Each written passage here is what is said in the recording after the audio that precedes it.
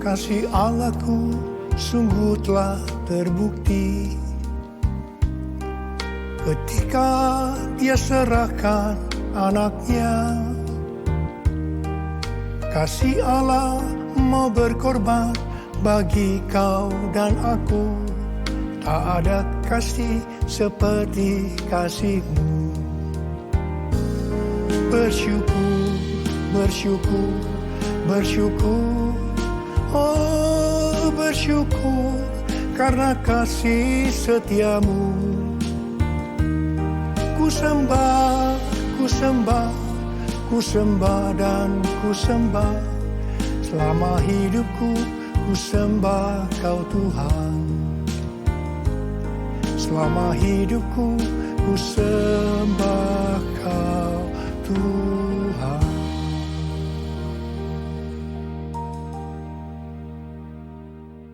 Hari ini adalah Jumat Agung, di mana kita memperingati kematian Tuhan Yesus. Kita akan merenungkan kembali kasih Tuhan Yesus yang luar biasa yang diberikan kepada kita semua. Saya mau mengatakan sesuatu kepada saudara, bahwa apapun yang kita alami hari-hari ini dalam pandemi COVID-19 dan krisis ekonomi, kita harus tahu bahwa Tuhan Yesus sangat-sangat mengasihi kita semua. Yang paling penting kita harus mengerti bahwa kasih Tuhan Yesus kepada kita adalah supaya kita diselamatkan. Jadi melalui segala peristiwa ini, kita harus ingat seperti yang terdapat dalam Roma 8 ayat 28 yang berkata, kita tahu sekarang bahwa Allah turut bekerja dalam segala sesuatu, baik enak maupun tidak enak, untuk mendatangkan kebaikan bagi mereka yang mengasihi Dia. Apakah saudara mengasihi Tuhan Yesus? Kalau saudara berkata, ya, saya mengasihi Tuhan Yesus, berarti ayat ini buat saudara. Saya percaya melalui semua yang terjadi, kita yang mengasihi Tuhan Yesus akan makin serupa dengan gambarnya. Melalui semua yang terjadi, juga mereka yang selama ini tertidur, suam-suam kuku, mati rohani akan dibangunkan kembali. Mereka akan bertobat dan minta ampun kepada Tuhan Yesus. Tuhan Yesus mengingatkan kita agar kita tidak hidup dalam ketakutan, kekhawatiran, kepanikan yang terus-menerus. Ingat bahwa hidup mati kita di tangan Tuhan. Sekali lagi, bahwa hidup mati kita di tangan Tuhan. Bukan di tangan COVID-19. Bukan di tangan krisis ekonomi. Hari-hari ini lebih banyak orang-orang yang takut kepada hal-hal yang lain ketimbang takut kepada COVID-19 itu sendiri. Hal inilah yang dikehendaki oleh iblis. Kalau hal ini berlarut-larut, maka akan lebih banyak orang yang meninggal karena ketakutan ketimbang meninggal karena COVID-19 itu sendiri. Karena itu kita harus mengingat firman Tuhan yang berkata, dalam tinggal tenang dan percaya terletak kekuatanmu. Alkitab berkata, Yesus mati karena dosa-dosa kita. Dia dikuburkan, tapi pada hari yang ketiga dia dibangkitkan. Alkitab berkata, semua orang telah berbuat dosa dan telah kehilangan kemuliaan Allah. Upah dosa ialah maut, mati kekal selama-lamanya, tempatnya di neraka. Neraka adalah tempat yang sangat mengerikan. Jangan sampai masuk neraka. Karena itu Tuhan Yesus datang ke dalam dunia ini untuk menyelamatkan kita semua. Bagaimana cara Tuhan Yesus menyelamatkan kita? Alkitab berkata, Tuhan Yesus yang tidak mengenal dosa, dijadikan dosa oleh karena kita. Supaya di dalam Dia, yaitu mereka yang percaya kepada Tuhan Yesus, dibenarkan oleh Allah. Apa arti daripada ayat ini? Tadi dikatakan, semua orang telah berbuat dosa dan telah kehilangan kemuliaan Allah. Upah dosa ialah maut, mati. Jadi Tuhan Yesus harus mati menggantikan saudara dan saya. Kalau kita melihat cara mati Tuhan Yesus, saya katakan itu sangat-sangat tidak manusiawi. Alkitab menuliskan ada 10 tahap penderitaan Tuhan Yesus. dari Taman Getsemani sampai Golgota sangat mengerikan. Tahap yang pertama, ketika berada di Taman Getsemani, Tuhan Yesus berdoa kepada Bapa dalam keadaan ketakutan. Sampai peluhnya seperti tetes-tetes darah yang jatuh ke tanah. Pada saat itu seorang malaikat turun untuk menguatkan Tuhan Yesus. Tuhan Yesus berdoa kepada Bapa, "Ya Bapakku, jikalau sekiranya mungkin, biarlah cawan ini lalu daripadaku. Tetapi jangan seperti yang ku kehendaki, melainkan seperti yang kau kehendaki." Di sini Tuhan Yesus mengajar kepada kita bahwa di dalam doa kita boleh menawar, tetapi jangan memaksakan kehendak. Bagi yang sekarang ini dalam keadaan ketakutan, kita harus ingat bahwa Tuhan Yesus pernah mengalami ketakutan untuk menebus dosa kita semua. Karena itu datanglah kepada Tuhan Yesus. Dia pasti mampu dan mau menolong kita semua. Tahap yang kedua, Tuhan Yesus ditangkap. Dia dituduh dengan bermacam-macam tuduhan. Diludahi, mukanya ditinju, dipukul. Tetapi Tuhan Yesus tidak membalas. Di sini Tuhan Yesus mempraktekkan apa yang Dia ajarkan kepada kita. Agar kita mengasihi dan berdoa bagi orang-orang yang membenci kita. Yang mengutuk kita. Yang mencaci maki kita. Tuhan Yesus berkata, jikalau kita hanya mengasihi orang-orang yang mengasihi kita, apa jasa kita? Karena orang-orang berdosa pun juga mengasihi orang-orang yang mengasihi mereka. Tahap yang ketiga, Tuhan Yesus dibelenggu dan diadili. Waktu Tuhan Yesus diadili oleh Pilatus, ternyata tidak didapati kesalahan yang membuat Tuhan Yesus harus dihukum mati. Sementara itu orang-orang Yahudi terus berteriak-teriak supaya Tuhan Yesus dihukum mati. Salibkan dia! Salibkan dia! Akhirnya Pilatus menyerahkan Tuhan Yesus untuk disalibkan. Tahap yang keempat, Tuhan Yesus dicambuk. Proses awal dari penyaliban, jubah Tuhan Yesus dibuka dan dihukum cambuk. Dua legojo bergantian menghunjamkan cambuk ke punggung Tuhan Yesus. Ujung cambuk itu terbuat dari potongan tulang dan potongan besi. Tiap kali cambuk itu dihunjamkan ke punggung Tuhan Yesus, itu menimbulkan luka yang dalam. Tuhan Yesus berteriak kesakitan. Darah Tuhan Yesus bercucuran. Tuhan Yesus bermandikan darah. Tahap yang kelima, kepala Tuhan Yesus diberi mahkota duri. Duri ditancapkan di kepala Tuhan Yesus dengan cara dipukul. Sakitnya luar biasa. Darah bercucuran. Tahap yang keenam, Tuhan Yesus memikul salib. Dalam kesakitan, berlumuran darah. Ditambah semalam Tuhan Yesus tidak tidur. Tuhan Yesus harus memikul salibnya. Tuhan Yesus jatuh bangun karena tidak kuat. Maka Simon dari Kirene disuruh menggantikannya. Tahap yang ketujuh, tangan dan kaki Tuhan Yesus dipaku. Sakitnya luar biasa. Darah bercucuran. Tahap yang kedelapan, Tuhan Yesus digantung di atas kayu salib. Pada saat itu Tuhan Yesus menderita secara lahir maupun batin. Secara lahir dia merasa sakit yang luar biasa di sekujur tubuhnya. Dan juga merasa karena ada cairan yang menekan jantungnya. Secara batin Tuhan Yesus menderita karena Tuhan Yesus melihat semua orang yang lalu lalang menghujat dia. Ahli Taurat, tua-tua, imam-imam menghujat Tuhan Yesus. Bahkan salah satu penjahat di sebelahnya juga ikut menghujat. Tahap yang ke-9, Tuhan Yesus merasa ditinggalkan oleh Bapa. Sekitar jam 12 siang sampai jam 3 petang, tiba-tiba langit di sekitar Golgota menjadi gelap. Tuhan Yesus gelisah. Dan terus Yesus berteriak, Eli, Eli, lama sabachthani. Allahku, Allahku, mengapa engkau meninggalkan aku? Tuhan Yesus merasa ditinggalkan oleh Bapa. Orang yang berdosa pada hakikatnya dipisahkan dari Bapa.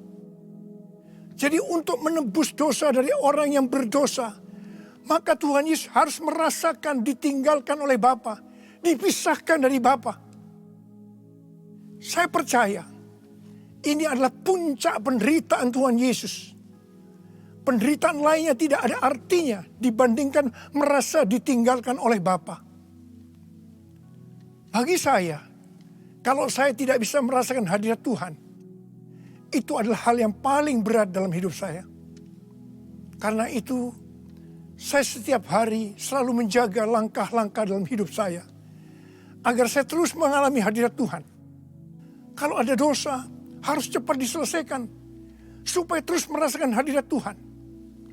Saya berharap saudara juga melakukan hal yang seperti itu. Kalau ada di antara saudara yang sudah tidak bisa merasakan hadirat Tuhan, dan saudara menganggap itu biasa, saudara harus bertobat. Saya mau katakan sesuatu kepada saudara. Tidak ada yang lebih berbahagia daripada kalau kita berada dalam hadirat Tuhan. Sebab Alkitab berkata, di hadapanmu ada sukacita berlimpah-limpah.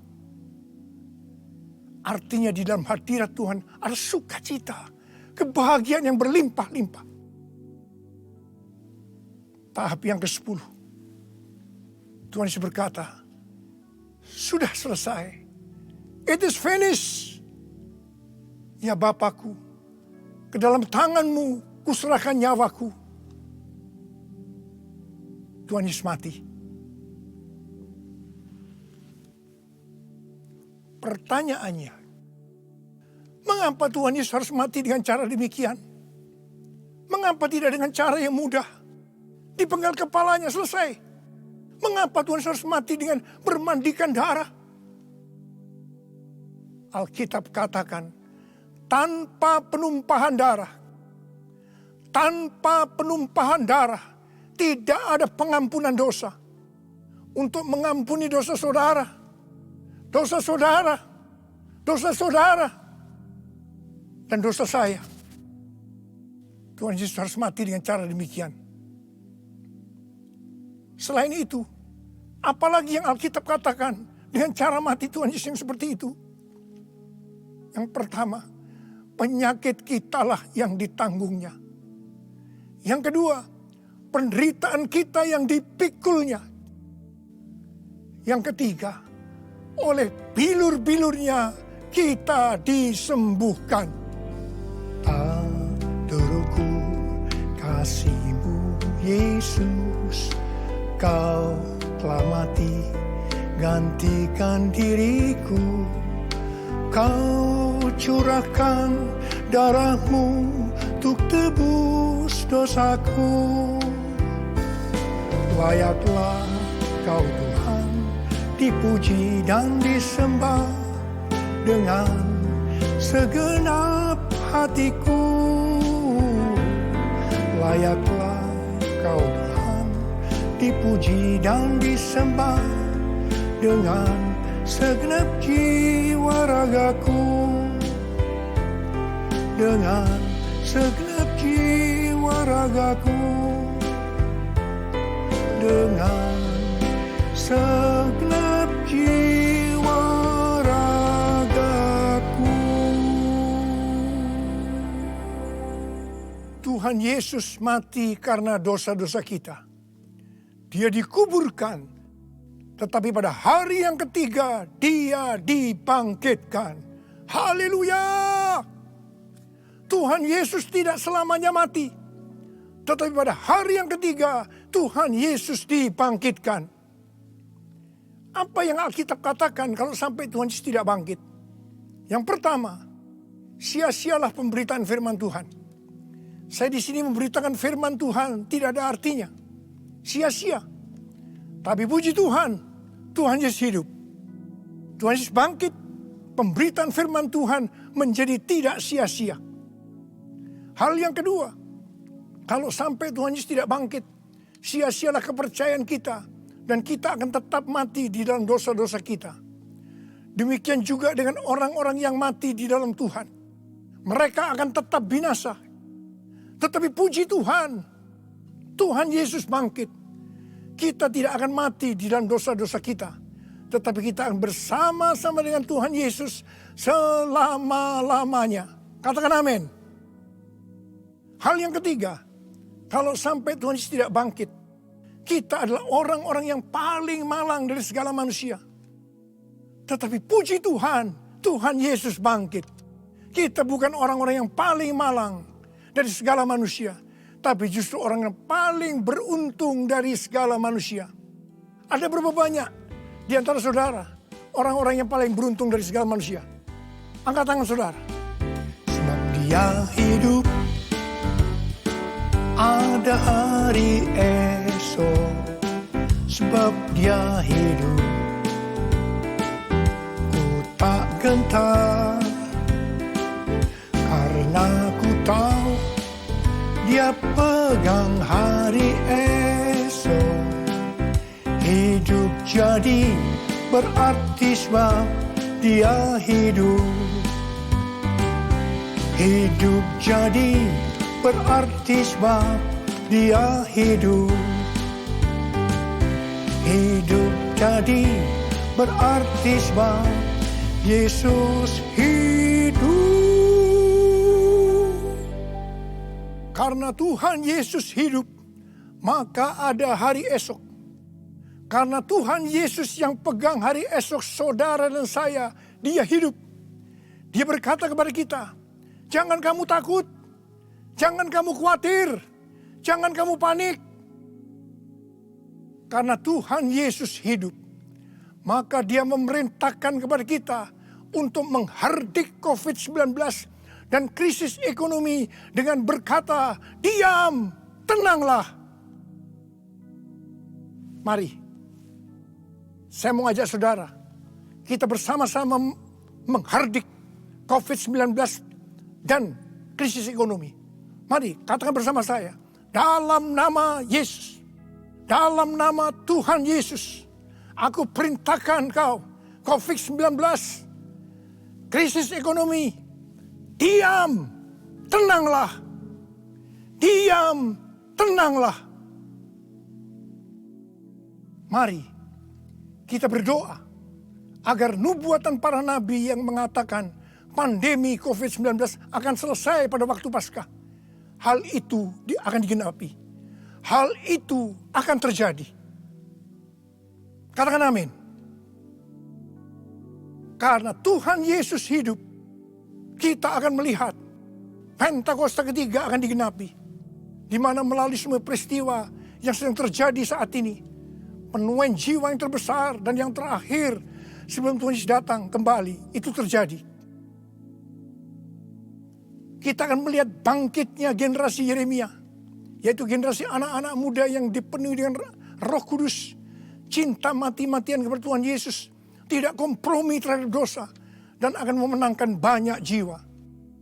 Kepada kita, orang yang sungguh-sungguh dengan Tuhan, akan diberikan kuasa untuk menyelesaikan amanat agung Tuhan Yesus. Karena Tuhan Yesus hidup, maka mujizat-mujizat yang dilakukan oleh Tuhan Yesus masih ada sampai dengan hari ini. Orang buta melihat, orang lumpuh berjalan, orang tuli mendengar, orang mati dibangkitkan, orang kusta menjadi tahir, dan kepada orang miskin diberitakan kabar baik. Karena Tuhan Yesus hidup, maka di dalam pandemi COVID-19, Tuhan menyuruh kita memperkatakan Mazmur 91. Mari, saya ajak saudara, mari kita perkatakan bersama-sama. 1, 2, 3. Orang yang duduk dalam lindungan yang maha tinggi dan bermalam dalam naungan yang maha kuasa akan berkata kepada Tuhan, tempat perlindunganku dan kubu pertahananku, Allahku yang kupercayai.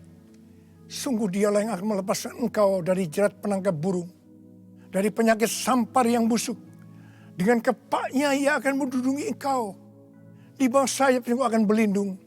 Kesetiaannya perisai dan pagar tembok. Engkau tak usah takut terhadap kedahsyatan malam, terhadap panah yang terbang di waktu siang, terhadap penyakit sampar yang berjalan di dalam gelap, terhadap penyakit menular yang mengamuk di waktu petang. Walau 1.000 orang rebah di sisimu dan 10.000 di sebelah kananmu, tetapi itu tidak akan menimpamu. Engkau hanya menontonnya dengan matamu sendiri dan melihat pembalasan terhadap orang-orang fasik. Sebab Tuhan adalah tempat perlindunganmu. Yang maha tinggi telah kau buat menjadi tempat perteduhanmu. Malapetaka tidak akan menimpa kamu, dan tulah tidak akan mendekat kepada kemahmu. Sebab malaikat-malaikatnya akan diperintahkannya kepadamu untuk menjaga engkau di segala jalanmu. Mereka akan menatang engkau di atas tangannya, supaya kakimu jangan terantuk pada batu. Singa dan ular tedung engkau langkahi. Engkau akan menginjak anak singa dan ular naga. Sungguh hatinya melekat kepadaku, maka aku akan meluputkannya.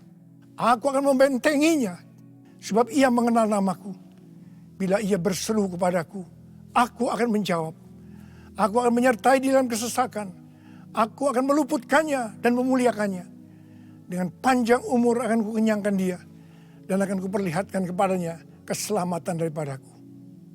Amin. Karena Tuhan Yesus hidup, Tuhan memberikan tema tahun 2020 sebagai tahun dimensi yang baru. Kita harus percaya bahwa setelah pandemi COVID-19 dan krisis ekonomi berlalu, kita akan memasuki dimensi yang baru. Di mana apa yang tidak pernah kita lihat dengan mata, tidak pernah didengar oleh telinga, dan tidak pernah timbul dalam hati, semuanya itu akan diberikan kepada orang-orang yang mengasihi Tuhan Yesus. Oleh karena kemurahan Tuhan, ku ada sampai hari ini. Oleh karena kebaikan Tuhan, janjimu terjadi bagiku. Aku percaya berkat-Mu atasku melimpah. Kebajikan, kemurahan selalu mengikutiku. Ku puji, ku sembah Kau Tuhan. Ku puji, ku sembah Kau Tuhan. Ku puji, ku sembah Kau Yesus. Mari angkat tangan saudara, sembah Dia. Oh Dia sembah, berbahasa roh. Yang sudah berbahasa roh, berbahasa roh. Oh Dia labakana mayara. Oh rana bara. Oh Yesus. Oh Yesus, Yesus, Yesus. Oh Yesus, Yesus, Yesus. Oh Yesus, Yesus. Oh rala masikara la bala. Oh rala bala. Irala bala.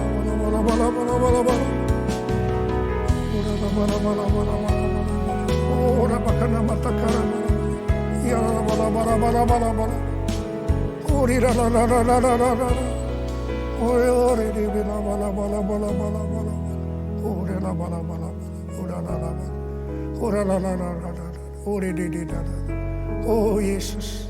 Oh Yesus. Oh Yesus. Yesus. Yesus. Yesus. Oh re la bala. Oh la bala. Oh re la bala. Oh Yesus. Yesus. Yesus. Tuhan Yesus. Tuhan Yesus. Tuhan Yesus.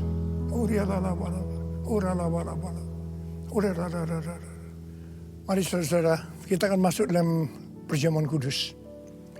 Kita akan mengingat ayat ini. Sebab setiap kali kamu makan roti ini dan minum cawan ini, kamu memberitakan kematian Tuhan sampai Ia datang. Perjamuan kudus adalah perjamuan Tuhan Yesus sendiri. Setiap kali kita masuk dalam perjamuan kudus, Tuhan Yesus selalu mengingatkan kepada kita, biarlah ini menjadi peringatan akan aku. Mari, arahkan hati saudara kepada kebaikan Tuhan. Kita akan mengingat kebaikan Tuhan. Mari, tundukkan kepala. Siapakah kami ini ya Tuhan?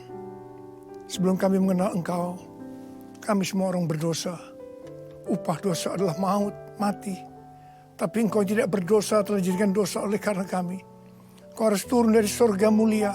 Mati ganti kami dengan penderitaan yang luar biasa. Sungguh kalau kau pikirkan betapa baiknya Kau Tuhan. Kau jadikan kami sebagai anak-anak-Mu. Engkau berkati kami, Engkau tuntun kami. Engkau sembuhkan kami. Engkau tegur juga kalau kami salah. Itu Engkau ya Aba. Itu Engkau. Saudara yang dikasihi Tuhan. Tuhan akan memberkati saudara melalui perjamuan kudus. Tapi Tuhan mau kita makan dan minum dengan cara yang benar. Karena itu sekarang masing-masing berdoa. Introspeksi. Lihat keadaan dirimu masing-masing. Jangan menyimpan dosa. Kalau ada dosa yang sekarang Tuhan ungkapkan kepada saudara, langsung minta ampun. Ampuni Tuhan. Ampuni kami ya Tuhan. Ampuni kami ya Tuhan. Ampuni kami. Ampuni. Ampuni. Terima kasih Bapa. Kami akan masuk dalam perjamuan kudus dengan hati yang penuh sukacita. Dalam nama Yesus yang berdoa. Amin. Mari saudara. Angkat roti di tangan kanan saudara. Tinggi-tinggi. Sebab apa yang telah kuteruskan kepadamu telah aku terima dari Tuhan. Yaitu bahwa Tuhan Yesus pada malam waktu diserahkan mengambil roti. Dan sesudah itu yang mengucap syukur atasnya. Dia memecah-mecahkannya dan berkata, inilah tubuhku yang diserahkan bagi kamu. Perbuatlah ini menjadi peringatan akan aku. Saudara kasih Tuhan, bukankah roti yang kita pecah-pecahkan ini adalah persekutuan kita dengan tubuh Kristus? Mari kita makan dalam nama Yesus.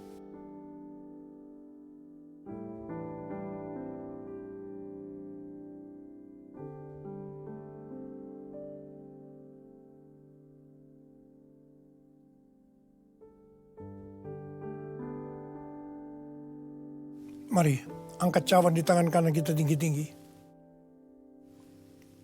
Demikian juga yang mengambil cawan sesudah makan lalu berkata, cawan ini adalah perjanjian baru yang dimeteraikan oleh darahku. Perbuatlah ini setiap kali kamu meminumnya menjadi peringatan akan aku. Sudah dikasih Tuhan, bukankah cawan pengucapan syukur yang atasnya kita ucapkan syukur adalah persekutuan kita dengan darah Yesus? Mari kita minum dalam nama Yesus.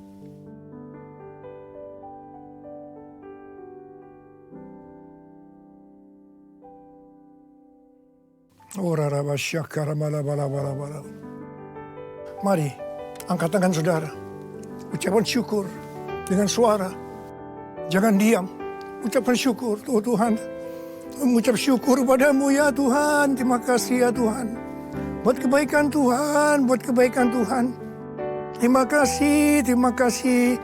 Terima kasih ya Tuhan. Oh terima kasih. Mari nyanyikan lagu ini.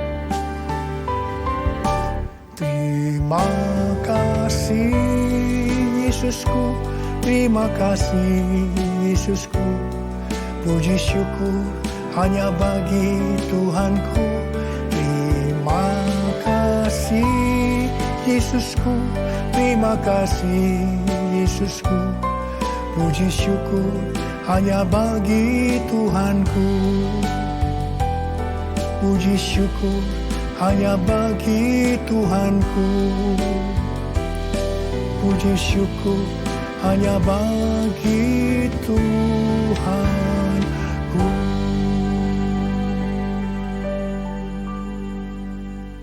Oh,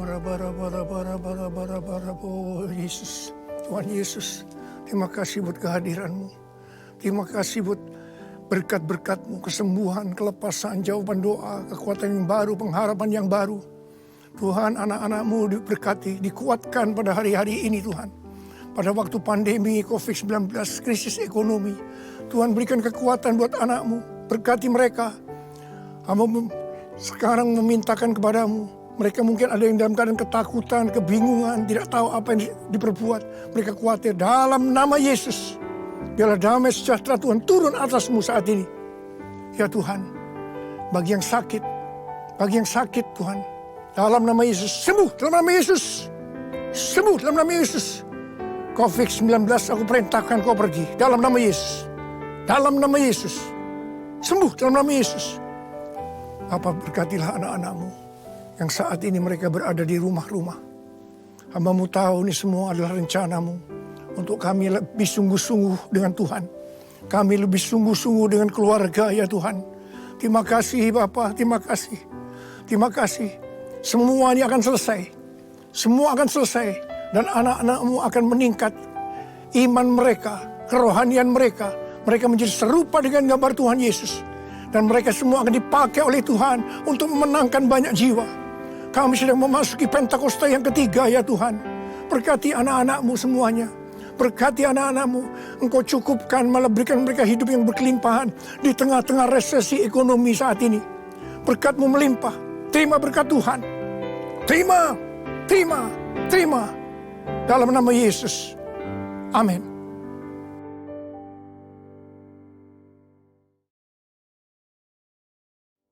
Mari angkat kedua tangan saudara, terima berkat Tuhan. Kasih karunia yang berlimpah-limpah daripada Allah Bapa di dalam anak yang tunggal Yesus Kristus. Persekutuan yang manis dengan Roh Kudus menyertai saudara sekalian mulai hari ini sampai Tuhan Yesus datang menjemput kita di awan-awan dan bahkan sampai selama-lamanya. Yang percaya bersama-sama katakan amin.